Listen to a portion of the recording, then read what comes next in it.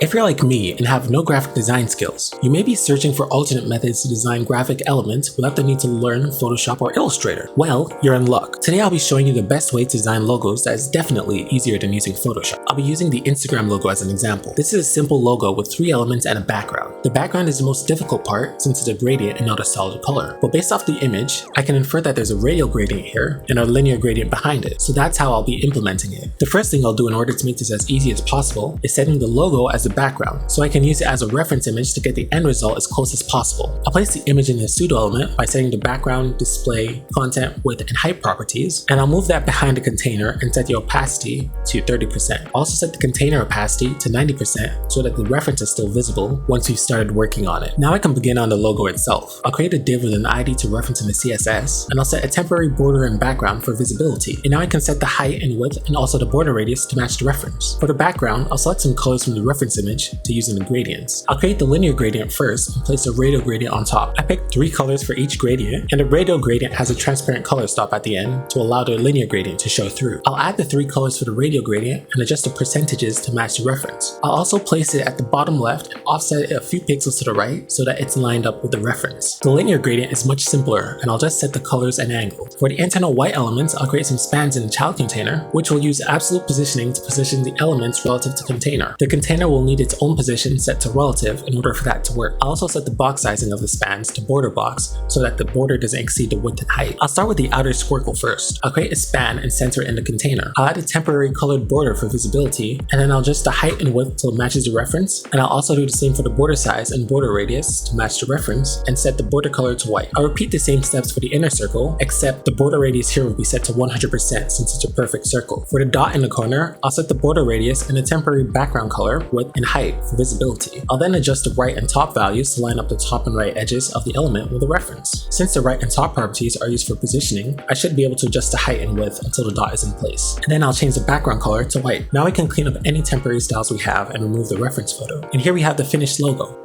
Okay, so this might not actually be the best way to build logos, but it can be very useful if you already have web skills and you want to have more flexibility and control over the logo. You can easily change the background color and animate the elements to achieve different effects on your website. And that's all. Subscribe for more.